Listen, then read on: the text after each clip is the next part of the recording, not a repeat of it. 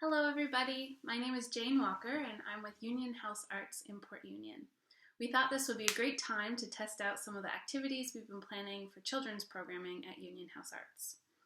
This series will be designed to make use of materials that you probably already have at home, like paper, coloring tools like crayons, paint, markers. The activities will be adaptable, so please use what you have and don't worry if you have to substitute.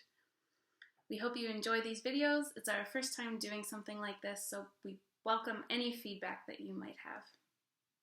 With that said, welcome to Artlands. Today we will be making a blind contour still life. And this is good for kids of any age. You can adapt as you wish, but let's get started. Do you know what a still life is?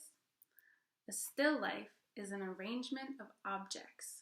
When we draw what we see in front of us, it helps us become better at drawing and understanding how to translate shapes from what we see onto the paper.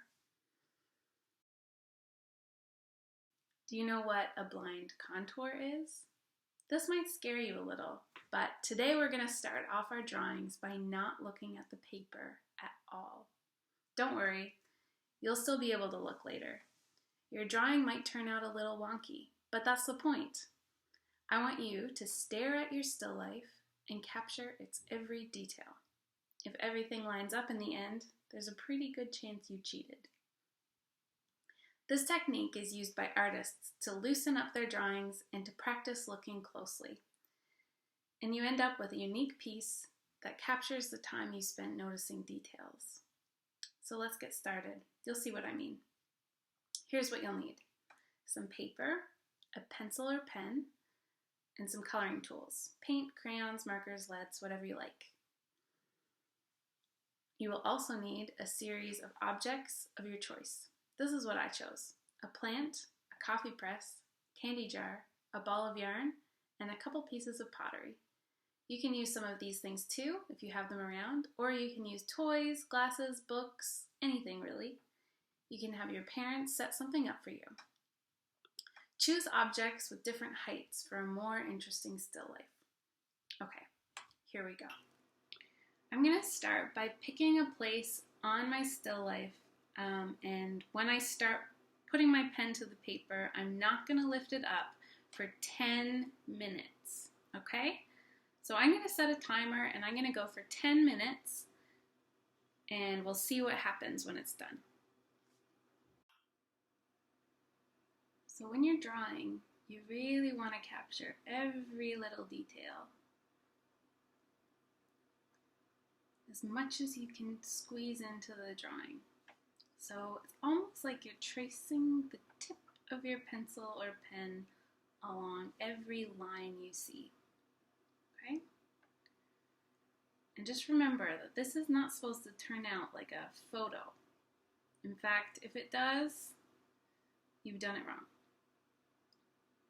There's not very many ways to do blind contour wrong, but if it ends up looking like it's a perfect image of what you're trying to draw, you've missed the point. So just try and get comfortable with the fact that not every good drawing has to look like a photograph. Okay.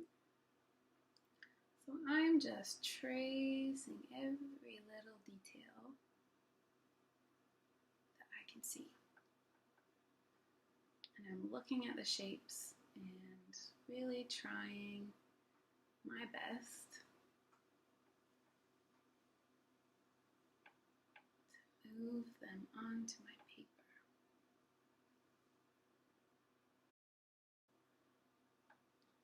Sometimes your pencil will even move right off the side of the paper.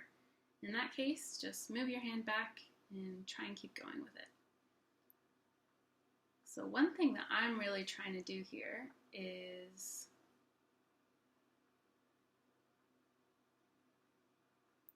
capture as many little leaves as I can.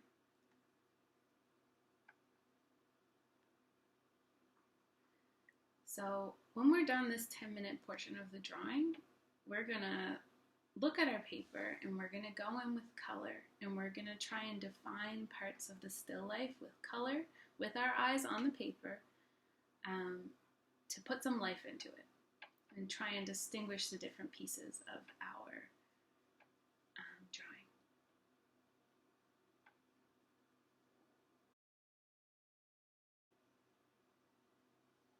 Remember, we're trying to capture as much detail as possible about the shapes in front of us and how they're interacting with each other, the different textures.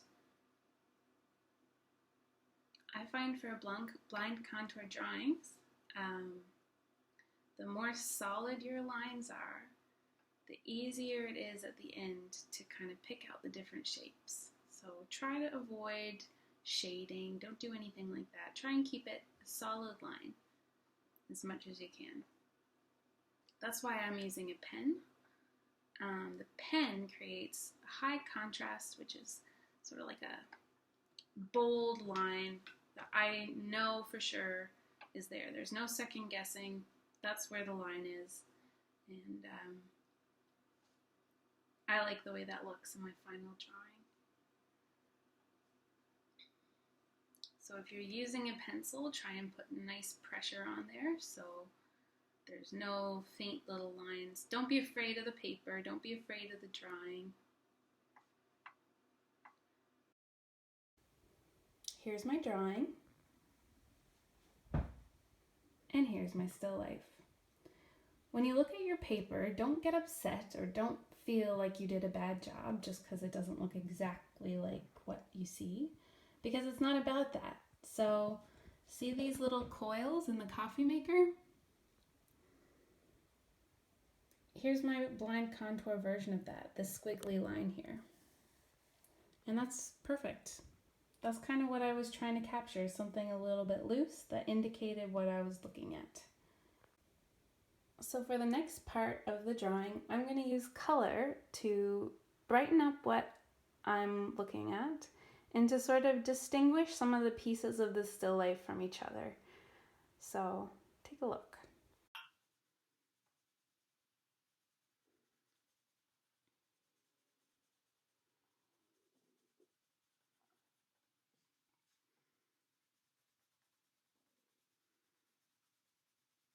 When you're adding color to your piece, remember earlier when I said that the bold line really helps define the drawing? You'll find it helps too when you're adding color in defining the different shapes that you created when you were drawing. But you can really be creative when you're adding color. You don't have to be rigid. You can really intentionally bring out different parts of the drawing that you want to. And you can also add things to your drawing with the pen again if you'd like, just to create a little bit more detail, or if there's a part that you really didn't like, you can change it.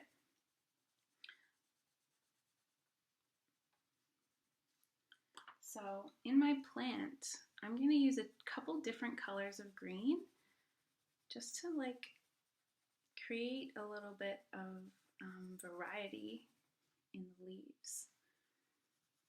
I think that that creates some interesting depth, and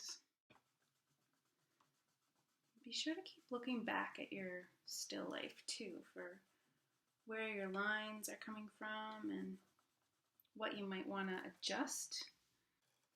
You'll find that adding blocks of color will really make the drawing make more sense.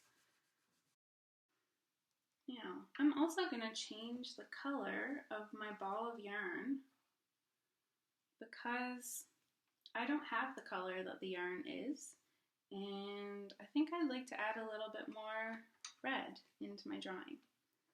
So I'm going to change my ball of yarn to be red because I can do that. I can do what I want, and so can you. And there you have it. It is a little wonky, but I really like it. I'd love to see what you made at home. Post a picture in the comments and let us know what you'd like to see in future videos. See you next time. Thanks for joining.